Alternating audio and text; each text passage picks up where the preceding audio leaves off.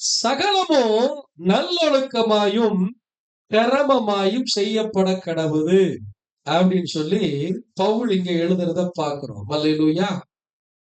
12ஆம் அதிகாரம், 13ஆம் அதிகாரம், 14வது அதிகாரம், இந்த 3 அதிகாரமும் பார்த்தீங்கன்னு சொன்னா ஆவிக்குரிய வரங்களை குறித்தும் ஆவிக்குரிய அல்லது அன்பை குறித்தும், இந்த 14வது அதிகாரம் தீர்க்க தரிசனத்தை குறித்தும் அந்நிய பாஷைகளை பேசுகிறதை குறித்தும் பவுல் இந்த 3 அதிகாரத்திலே வரங்களை குறித்து அதிகமாய் முக்கியத்துவப்படுத்தி எழுதியிருப்பார்.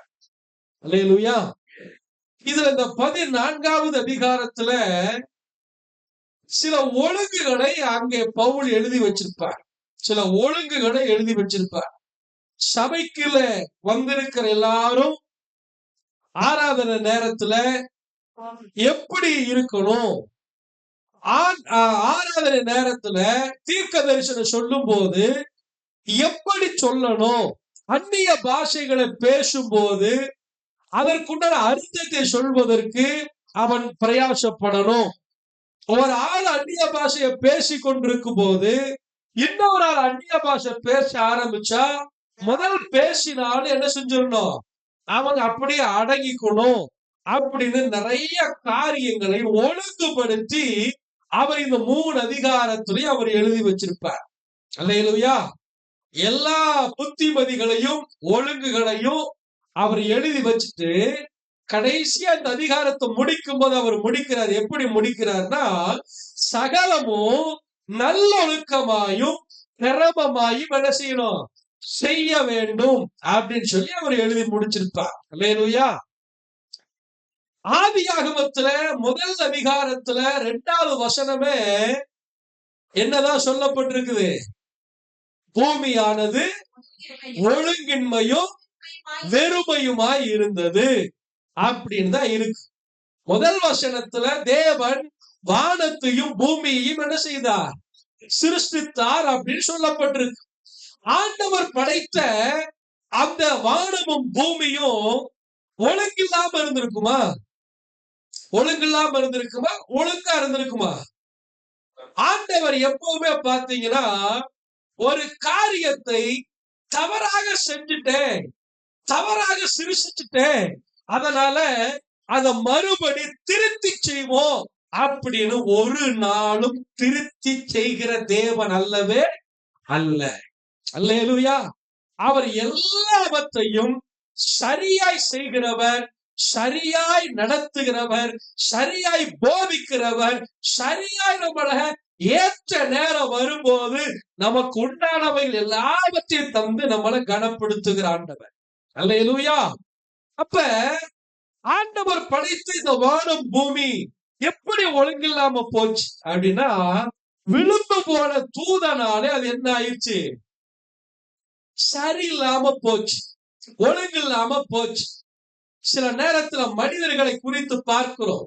நல்ல நிலைமையில இருக்கிற மனிதர்களை அவர்கள் சில நேரத்துல அந்த பதவியில இருந்தோ அல்லது அந்த முக்கியமான இடத்துல இருந்தோ அவங்களுக்கு கொஞ்சம் கீழே இறக்கி விட்டுட்டாங்கன்னு வைங்களேன், அவங்க என்ன செய்யறது இல்ல, சும்மா இருக்கிறது இல்ல. அவங்க கீழே இருக்கிற ஆட்களை எல்லாம் ஏதாவது ஒண்ணு சொல்லி பேசி அந்த முதலாளிக்கு விரோதமாகவோ அல்லது அந்த மேனேஜருக்கு விரோதமாகவோ அல்லது அந்த வீட்டுக்காரங்களுக்கு விரோதமாகவோ எதையாகிலும் ஒண்ணு சொல்லி அந்த வீட்டுக்காரங்களுடைய மனிதனுடைய பேரை கெடுக்கிறதுக்கு என்ன செய்யறாங்க, முயற்சி எடுக்கிறத பார்க்கிறோம். அப்படி செய்கிற மனிதர்களை நம்ம பார்த்திருக்கிறோம். அப்ப இந்த விழுந்து போன தூதனுடைய கிரியை பூமி என்ன செய்தது அப்படின்னா, அவன் பாழாக்கினான். ஆண்டவர் மேல இருக்கிற கோபத்தை பூமியில காண்பித்தான். அதனால ஆண்டவர் ஃபர்ஸ்ட் படைச்சார் பாருங்க, அந்த வானத்துக்கும் பூமியும் படைச்சதுக்கு அப்புறம் முதல் வசனத்துக்கும் 2வது வசனத்துக்கும் பல ஆயிரங்கள் வருஷங்கள் என்ன இருக்குன்னு கேட்டீங்கன்னாக்கா இடைவெளி இருக்குது அப்படின்னு வேத பண்டிதர்கள் சொல்றாங்க. புரியுதா? முதல் வசனம் ஆண்டவர் வானத்தையும் பூமியையும் படைத்தார். 2வது வசனம் பூமியானது ஒழுங்கின்மையும் வெறுமையுமா இருந்துச்சு அப்படின்னா, ஆண்டவர் படைக்கும் போதே ஒழுங்கு இல்லாமலும் வெறுமையாவது என்ன செய்யல, படைக்கல. ஆண்டவர் தூதர்களை படைத்து அவர்களால என்ன செய்தார்னாக்கா பரலோகத்துல ஆராதிக்கப்பட்டார். அதுல ஒரு இந்த கேருப்பு என்று சொல்லப்படுகிற அந்த மனுஷனுக்கு, அந்த தூதனுக்கு என்ன உண்டாச்சு? பெருமை வந்ததுனால, நான் வானத்துக்கு ஏறுவேன், ஆண்டவருடைய சிங்காசனத்துக்கு மேல போவேன், அவருடைய சிங்காசனத்துல உட்காருவேன், அவருக்கு சமமாய் இருப்பேன் அப்படிங்கிற எந்த பெருமை அவனுக்குள்ள வந்ததுனால ஆண்டவர் அவனை என்ன செய்தார்? கீழே தள்ளினார்.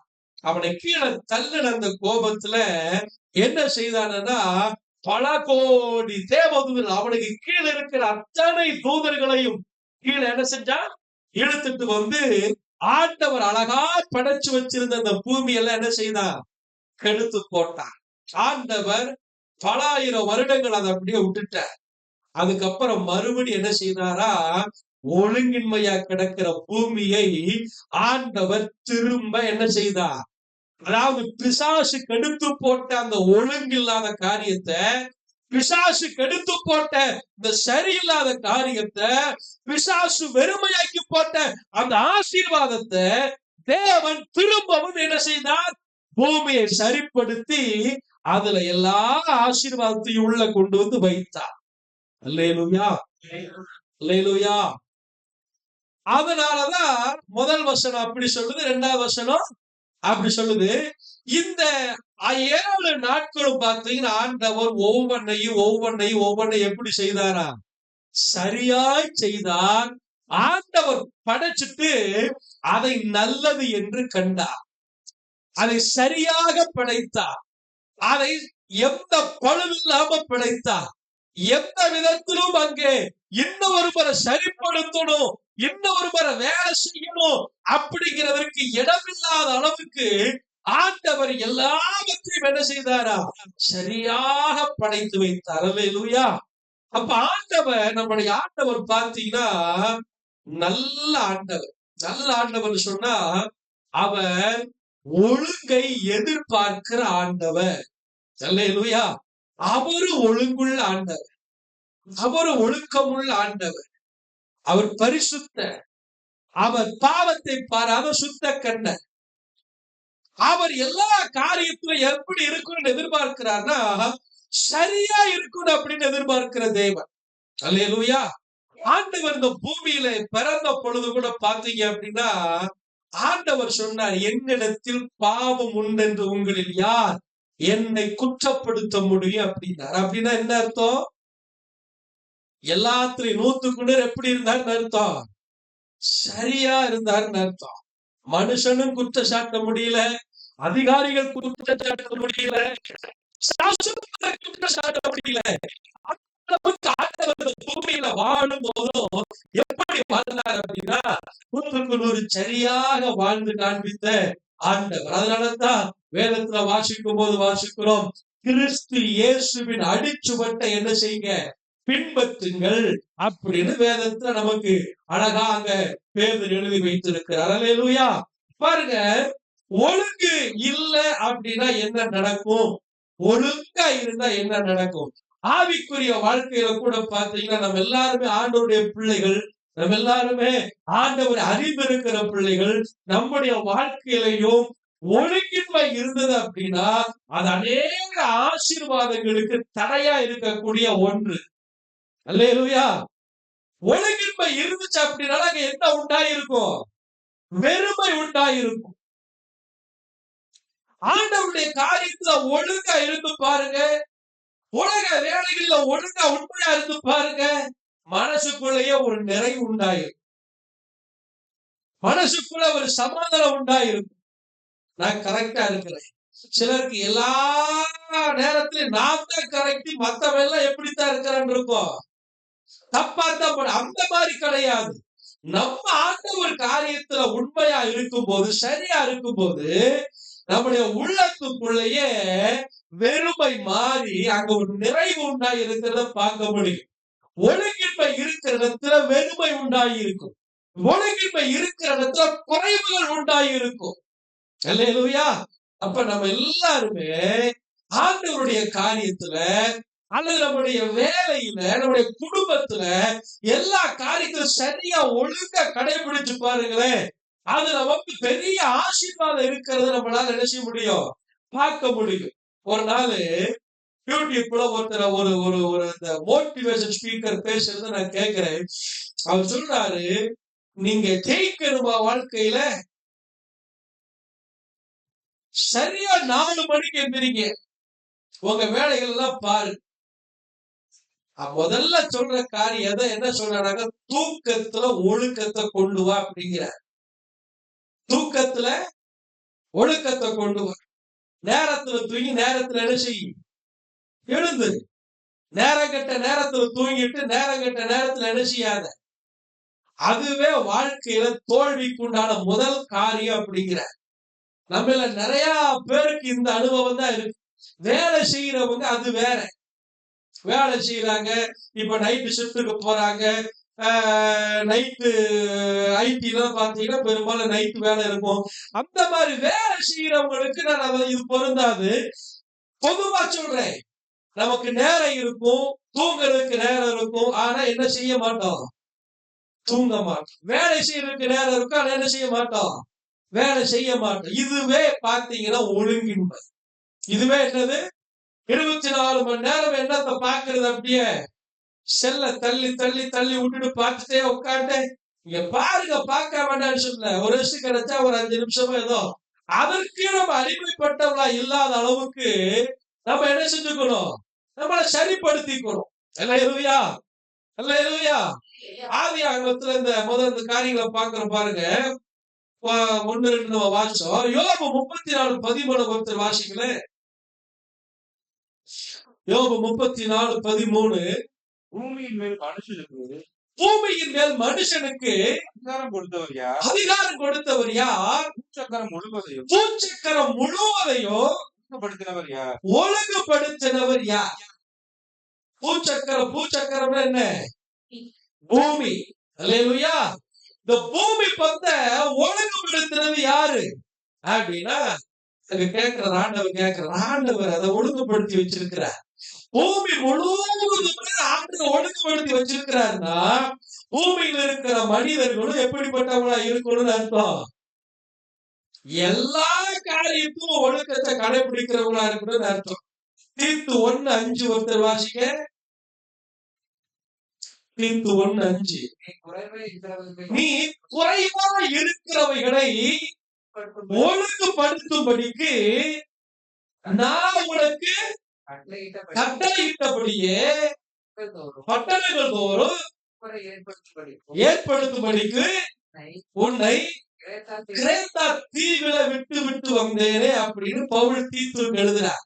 குறைவா இருக்கிறவைகளை என்ன செய்யணும், ஒழுங்குபடுத்து அப்படின்னு அங்க சொல்ற. நீங்க குறைவா ஒழுங்குபடுத்து நினைச்சா அப்படின்னாக்கா என்ன ஆயுது, பிரச்சனை தான் வருது. வீடாகட்டும், சபை ஆகட்டும், கம்பெனி ஆகட்டும், அல்லது நம்ம வேலை செய்கிற ஆபீஸ் ஆகட்டும், எதுவா இருக்கட்டும், ஒரு குறைய ஒழுங்குபடுத்தணும் அப்படின்னு நினைச்சா என்னதான் வருது, முறுமுறுப்பு வருது, பிரச்சனை வருது. இவர் பெரிய ஒழுங்காக்கும், இவர் நம்மளை சரிப்படுத்த வந்துட்டாராக்கும், அப்படின்னா என்ன செய்யுது, முறுமுறுப்புகள் வருது. அப்ப பவுலுக்கு எழுதும் போது என்ன எழுதுறாருன்னா, குறைவுகளை ஒழுங்குபடுத்தி ஆகணும், குறைவுகளை சரிப்படுத்தி ஆகணும். குறைவு வேற, குறை வேற. அல்லேலூயா. குறைனா என்ன, நம்பர்ல இப்ப 100ல ஒரு ஆளு காணாம போச்சு, எத்தனை குறைஞ்சிருக்கு அர்த்தம், 1 குறைஞ்சிருச்சு, அது வந்து குறை. இங்க சொல்லப்பட்ட குறை நம்பர்ல அல்ல, தரத்துல, வாழ்க்கை முறையில, தரத்துல, நம்முடைய தனிப்பட்ட ஜீவியத்துல இருக்கக்கூடிய அந்த அணுகுமுறை அல்லது அந்த பேச்சு, பரிசுத்தம், ரட்சிப்பின் அனுபவம், இதுல குறைவு வராதபடிக்கு இதை என்ன செய்து கொள்ளணும், இதை ஒவ்வொரு நாளும் சரிப்படுத்திட்டே இருக்கணும். நீங்க வெளிப்படுத்தல வாசிக்கும் போது வாசம், நீ ஆதியில கொண்ட அன்பை விட்டாய், ஆகிய உன் பேரில் எனக்கு குறை உண்டு. நிறைய குறைகளை ஆண்டவர் சபைக்குள்ள இருக்கிறது என்ன செய்தாரு, ஏன் குறை ஆண்டவர் சொல்லி காட்டுகிறார், ஏன் ஆண்டவர் குறைவை சுட்டி காட்டுகிறார், அவர் கரெக்ட், நம்மள தப்பு அப்படிங்கிறதுக்காக அல்ல, என்னை போல நீ மாறணுங்கிறதுக்காக உன்னை நான் அந்த பூமியில ரட்சித்து இருக்கிறேன். என்ன போல நீ மாறுகிறதுக்காக உன்னை பூமியில நான் ரத்த சித்து உன்னை மீட்டெடுத்து இருக்கிறேன். அப்படி இருக்கும்போது நான் எதிர்பார்க்கிறேன், அல்லது உனக்கென்று நான் நியமித்திருக்கிறேன், அல்லது உனக்கென்று நான் தகுதிப்படுத்தி வைத்திருக்கிறேன், அந்த இடத்துக்கு, அந்த ஸ்தானத்துக்கு நீ என்ன செய்யணும்? வர வேண்டும். அதற்கு நீ ஆயத்தப்படுத்து அப்படிங்கிற காரியத்தை தான் ஆண்டவர் என்ன செய்றாரு? அங்கே சொல்லுகிறதை பார்க்கிறோம். அல்லேலூயா, அல்லேலூயா. நிறைய நேரத்துல நம்முடைய ஒழுங்கின்மை நம்முடைய ஆசீர்வாதத்துக்கு தடை. நிறைய நேரத்துல நம்முடைய ஒழுங்கின்மை நம்முடைய ஆவிக்குரிய வளர்ச்சிக்கு தடை. நிறைய நேரத்துல நம்முடைய ஒழுங்கின்மை நம்முடைய பதவி உயர்வுக்கோ, நம்முடைய பொருளாதார உயர்வுக்கோ அது எப்படிப்பட்டதா மாறுது? பெரிய தடையாக அது மாறுது. அல்லேலூயா. அதனால்தான் பவுல் அழகா எழுதுறாரு, நல்லொழுக்கமாயும் கிரமமாயும் செய்யப்பட கடவுது. எது செய்யப்பட கடவுதா? சகலமும், எல்லாமே. ஒன்று ரெண்டு மட்டும் கிடையாது. சிலரை பார்க்கிற ஒன்று ரெண்டு காரியத்துல கரெக்டா இருப்பாங்க, மீது நிறைய காரியத்துல எப்படி இருப்பாங்க? அதுல ஒழுங்கு இருக்கா, சரி இருக்கா? சிலர் சொல்லுவாங்க, அவங்க வேலையெல்லாம் நல்லா செய்வாங்க. எப்போ? தண்ணி போடாத வரைக்கும் ஆளு பரவாயில்ல. தண்ணிய போட்டானாக்கா அவங்கிட்ட வேலையை என்ன செய்யக்கூடாது, சொல்லக்கூடாது அப்படிப்பாங்க. ஏன்? வேலை தெரியும், நல்ல வேலைதான். ஆனா அந்த அந்த அதை காப்பாற்றுவதற்கு உண்டான அந்த தன்மை இல்லாம அந்த வேலையில முன்னேறுவதற்கு பதிலாக அந்த மனுஷனுக்குள்ள இருக்கிற குறைவு என்ன? அந்த கெட்ட பழக்கம், அந்த கெட்ட சுபாவம், அது அவனை என்ன செய்ய மாட்டேங்குது? அதுல உயர்த்துவதை தடைப்படுத்துகிறது. அதுல ஆசீர்வதிப்பதற்கு பதிலாக அவருடைய சாட்சி அது கெடுக்கிறது. அல்லேலூயா. அப்ப ஒழுங்கு இல்லை அப்படின்னு சொன்னா எல்லாமே நமக்கு என்ன செஞ்சிடும்? கெட்டு போகக்கூடிய ஒரு காரியத்துக்குள்ள வந்துடும். அல்லேலூயா. இந்த ஒழுக்கத்தை கெடுக்கிறது என்ன தெரியுமா? ஒண்ணே ஒண்ணு வேதத்துல இருந்து உங்களுக்கு சொல்லிடுறேன். 1 கொரிந்தியர் 15ஆம் அதிகாரத்துல 33வது வசனம்.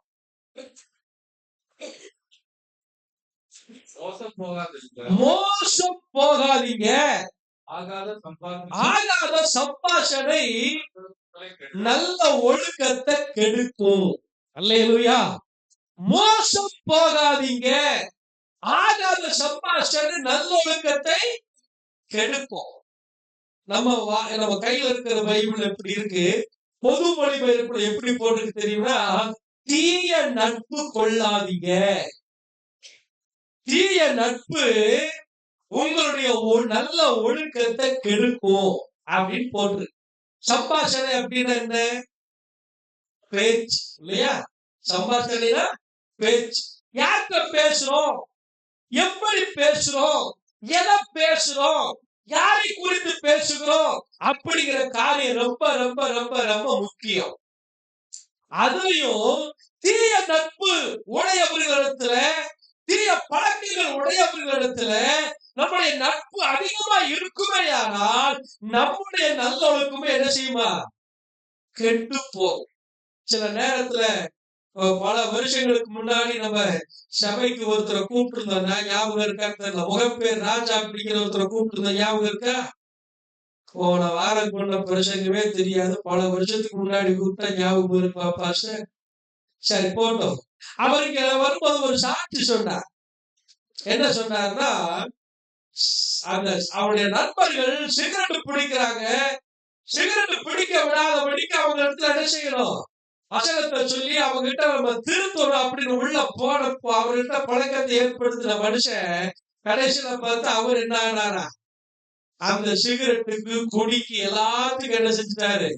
அடிமைப்பட்டு கடைசியில பார்த்தா யார் திருத்தணும் போனாலும் கெட்ட திருந்திட்டு இந்த மனுஷன் செய்ய முடியல, திருந்த முடியல. அந்த கிருபையில ரட்சிக்கப்பட்டதுக்கு அப்புறம் அந்த பழக்கத்திலிருந்து பாவத்துல என்ன செய்யறாரு? விடுவிக்கப்பட்டா. நிறைய நேரத்துல நம்ம சில நேரங்கள் இப்படித்தான் பண்றோம். அவனை எப்படியாவது திருத்தணும், அவனை எப்படியாவது என்ன செய்யணும்? காப்பாற்றணும், அவனை ரட்சிக்கணும். நல்ல எண்ணம் தான். ஆனா அவங்க வழியில போய்தான் என்ன செய்யணும்? கொண்டு வரணும். அப்படிங்கிறது சாத்தியமற்ற, அல்லது சத்தியத்துக்கு புறமான ஒரு காரியம். அதை மறந்துடக்கூடாது. ரட்சிக்கப்படாதவங்களுக்காக என்ன செய்யலாம்? ஜெபிக்கணும். அது நம்ம மேல இருக்கிற கடமை. நண்பர்கள் கெட்ட வழியில இருந்தா என்ன செய்யணும்? ஜெபிக்கணும். குடும்பத்தார் கெட்ட வழியில இருந்தா ஜெபிக்கணும். சொந்தக்காரங்க இப்படிப்பட்ட பழக்கத்தில் இருந்தாங்கன்னா அவங்களை குறித்த ஒரு பாரம் இருந்து நம்ம என்ன செய்யணும்? ஜெபிக்கணும். இது ஆண்டவருடைய பார்வையில சரியான காரியம். அல்லேலூயா. அதை விட்டுட்டு பாஸ்டியா நம்ம அங்க போனா தராபில் அம்மா சர்ச்சுக்கு வருவாங்க, அதனால நாங்க போய் என்ன பண்றேன், அவங்க வழியில போய் நம்ம வழிக்கு திருப்பிட்டு வர்றேன் அப்படின்னு ஆண்டவர் எங்கேயுமே அவன் வழியில போய் கொண்டு வர சொல்லல. வசனம் என்ன சொல்லுதா, உன் வழிகள் கர்த்தருக்கு பிரியமா இருந்தா ஒரு சத்துருவும் உன் கூட சமாதானமாகும்படி செய்வார்னு வசனம் சொல்லு. என் வழி யாருக்கு பிரியமா இருக்கணும்? கர்த்தருக்கு பிரியமா இருக்கணும். நம்ம வழி ஆண்டவருக்கு பிரியமா இருந்தா நம்முடைய சத்துரு கூட நமக்கு சமாதானமாகும்படி ஆண்டவர் செய்வார். அல்லேலூயா. சரி, அதனால ஒழுக்கம் எப்ப கெடுது அப்படின்னா தீய நட்பு. அல்லேலூயா. வாலிப பிள்ளைகள், வாலிப தம்பிமார்கள், ஏன் சில பெரியவங்க கூட பாத்தீங்கன்னா சிலருடைய நட்பை என்ன செய்ய முடியறது இல்ல, கட் பண்ண முடியல.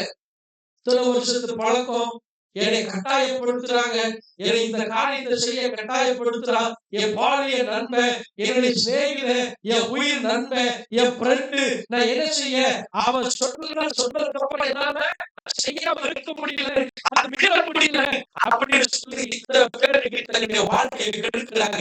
தன்னுடைய ஒழுக்கத்தை கெடுக்கிறவங்க எத்தனையோ பேர் இருக்கிறாங்க. வசனம் சொல்லுது, தீய நட்பு நல்லொழுக்கத்தை கெடுக்கும். அல்லேலூயா. சரி, ஒழுக்கத்தை கடைசி வரைக்கும் காத்து கொள்ளணும்னா ஒரு 2 காரியத்தை பவுல் சொல்றாரு. அதுக்கு அடுத்து நம்ம எப்படி எதுலெல்லாம் ஒழுக்கமா இருக்கிறோம் அப்படிங்கிற ஒரு காரியத்தை சொல்லி நம்ம ஜெபம் பண்ண போறோம். 1 தீமோத்தேயு 2ஆம் அதிகாரம் 2வது வசனம். 1 தீமோத்தேயு 2ஆம் அதிகாரம் 2ஆம் வசனம். நாம் எல்லா பக்தியோடும், நாம நல்லா கவனிக்க, நாம் எல்லா பக்தியோடும் நல் ஒழுக்கத்தோடும் கலகம் இல்லாமல் அமைதியான வாழ்க்கை முறை வாழ்வதற்கு ராஜாக்களுக்காக அதிகாரமுள்ள யாவருக்காகவும் என்ன செய்யணுமா? எப்படி? ஜெபம் பண்றவங்களா இருக்கணுமா? அல்லேலூயா. நமக்கு ஜெபம் பண்றதை விட யார் யாருக்கு ஜெபம் பண்ணணுமா? ராஜாக்களுக்காகவும் அதிகாரிகளுக்காகவும் நம்ம ஜெபம் பண்ணணும். நம்ம ஊர் வார்டு கவுன்சிலர்ல இருந்து, பஞ்சாயத்து தலைவர்ல இருந்து, பிரசிடென்ட்ல இருந்து, எம்எல்ஏல இருந்து, அமைச்சர்ல இருந்து, எம்பில இருந்து, பிரதமர் வரைக்கும் என்ன செய்யணும்? அத்தனை பேருக்காக ஜெபிக்கணும். நம்ம ஊர் போலீஸ் ஸ்டேஷன்ல இருக்கிற சாதாரண கான்ஸ்டபிள் இருந்து அங்க இருக்கிற இன்ஸ்பெக்டர் வரைக்கும், மேல இருக்கிற டிஎஸ்பி, எஸ்பி வரைக்கும் என்ன செய்யணும்? கமிஷனர் வரைக்கும் என்ன செய்யணும்? ஜெபிக்கணும். நம்ம ஊர்ல இருக்கிற ஆரம்ப சுகாதார மையத்தில் இருக்கிற சாதாரண நர்ஸ்ல இருந்து மெடிக்கல் ஆபீசர் வரைக்கும் என்ன செய்யணுமா? ஏன்னா அதிகாரம் உள்ள யாவருக்காக ஜெபிக்கணும். ராஜாக்கள் எல்லாருக்காக ஜெபிக்கணும். ஏன் ஜெபிக்கணுமா? வசனம் சொல்லுது, அமைதியான ஜீவியம் ஜீவிக்க, நம்ம நல்ல ஒழுக்கம் உள்ளவர்களா இருக்க, தேசம் கலகம் இல்லாமல் இருக்க. அப்படின்னா என்ன செய்யணுமா? எல்லாருக்காக ஜெபம் பண்ண. நமக்கு ஜெபம் பண்றதுக்கு நமக்கு நேரம் என்ன செய்யல, பத்தல அல்லது முடியல. நமக்கு ஜெபிக்கிறதுக்கு ஆண்டவர் ஏராளமான காரியங்களை தந்திருக்கிறார். ஆனா நமக்குத்தான் எதை சொல்லி ஜெபம் பண்ணணும் அப்படின்னு என்ன செய்ய மாட்டேங்குது, தெரிய மாட்டேங்குது. ஏன் இந்த ராஜாக்களும் அதிகாரிகளும் ரட்சிக்கப்படலன்னா ஏன் நம்முடைய ஒழுக்கம் கெடுது? அதுக்கு இதுக்கு என்ன சம்பந்தம் இருக்கு? ஏதாவது சம்பந்தம் இருக்கா? ராஜாக்களுக்காக அரசாங்க ஊழியர்களுக்காக ஜெபிக்கல அப்படின்னா நம்முடைய நல்ல ஒழுக்கம் என்ன செய்யுமா? பாதிக்கப்படுதா? ஏன் பாதிக்கப்படுது? அதிகாரம் அவங்க கையில இருக்கு, சகல விதமான ஆளுகை அவங்க கையில இருக்கு. அவங்க கரெக்டா இருந்தாங்க அப்படின்னா கீழே இருக்கிற அத்தனை பேரை அவங்க என்ன பண்ணுவாங்க? சரியா நடத்துவாங்க. ராஜாக்கள் சரியா நடந்தாங்கன்னா அதிகாரிகள் சரியா நடப்பாங்க. இன்னைக்கு நம்ம ஊர்ல இருக்கிற அரசியல்வாதிகள் சரியா நடந்தாங்கன்னா அவங்களுக்கு கீழே இருக்கிற அரசு ஊழியர் அத்தனை பேர் எப்படி இருப்பாங்க? சரியா இருப்பாங்க. அவங்க லஞ்சம் வாங்குறவங்களா இருந்தா எனக்கு மாசம் வாரம் இவ்வளவு கொண்டு வந்து கொடுக்கணும் அப்படின்னு சொல்ற ராஜாக்கள் மந்திரிமார்கள் நமக்கு இருந்தாங்கன்னா அவங்களுக்கு கீழே இருக்கிற அதிகாரிகள் என்னதான் செய்வாங்க? அவங்க கையில இருக்கிற சம்பளத்தை போட்டா கொடுப்பாங்க. அவங்க என்ன செய்வாங்க? அவங்க கிட்ட போற ஆளுகிட்ட எல்லாம் அவங்க லஞ்சம் வாங்க ஆரம்பிப்பாங்க. அவங்களுக்கு கீழே இருக்கிறவங்க என்ன செய்வாங்க? மேல இருக்கிற அதிகாரிகள் இப்படி பண்றாங்க அப்படின்னு சொல்லி கீழே இருக்கிற என்ன செய்ய ஆரம்பிப்பாங்க. அவங்க பின்னாடி இருக்கிற மக்கள்கிட்ட எல்லாத்தையும் வாங்க ஆரம்பிப்பாங்க. அப்ப வசனம் சொல்லுது, இந்த ஒழுக்கம் கடக்கூடாது அப்படின்னா நீ ராஜாக்களுக்காக அதிகாரிகளுக்காக என்ன செய்யணும்? செபிக்கணும். நம்ம நாடு, நம்ம மாநிலம் லஞ்ச லாவணியம் இல்லாத, ஊழல் இல்லாத ஒரு நாடா தேசமா என்ன செய்யணும்? மாற வேண்டிய பொறுப்பு யாருக்கு இருக்கு? நம்ம கிட்ட தான் இருக்கு. இன்னைக்கு கவர்மெண்ட் ஆஸ்பத்திரிக்கு போங்க, வண்டியில உட்கார வச்சு தள்ளிட்டு போனாக்க என்ன என்ன என்ன தள்ளிட்டு போறதுக்கு என்ன செய்யணும்? எவ்வளவு? 100 ரூபாய், 10 ரூபாய், 20 ரூபாய் கொடுத்தாக்க தூக்கி தூர போட்டு போயிடுறாங்க. பாதியில வண்டியில பாதி நிறுத்திட்டு போயிடுறாங்க. அந்த மாதிரி நடக்கிறதெல்லாம் பாக்குறோம். எத்தனை அவல நிலைமைகள் சில நேரங்கள்ல அரசாங்க அலுவலகங்கள் நடக்கிறத பாக்குறோம் தெரியுமா?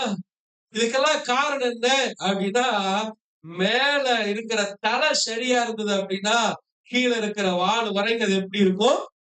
மக்களுடைய ஒழுக்கங்கள் கெடாது. ஆண்டவர் அதை எதிர்பார்க்கிறார். அதற்கு தேவ பிள்ளைகளை என்ன செய்ய வச்சிருக்கிறாரு? ஒரு கருவியா வைக்கிறார். நம்ம ஜெபிக்கிறவங்களா இருக்கணும். நம்ம அவங்களுக்காக பாரப்படுறவங்களா இருக்கணும். அவங்க ரட்சிக்கப்பட்டவங்களா மாறணும்னு சொல்லி நம்ம அதுக்காக பிரயாசப்படணும், ஜெபிக்கணும். ஆண்டவர் அவங்கள உள்ளத்தை மாத்துங்கப்பான்னு சொல்லணும். எழுப்புதல் வந்த தேசங்கள்ல பாத்தீங்கன்னா போலீஸ் ஸ்டேஷனே கிடையாது ஆரம்ப நாட்கள்ல. ஏன் போலீஸ் ஸ்டேஷன் இல்ல அப்படின்னா, சுற்றம் இல்ல, கொலை இல்ல, கொள்ளை இல்ல, கற்பழிப்பு இல்ல, ஒண்ணுமே இல்ல. போலீஸ்காரங்க எல்லாம் பாத்தீங்கன்னா 24 மணி நேரம் கதவை திறந்து வச்சு என்ன செஞ்சுட்டு இருக்கிறாங்க?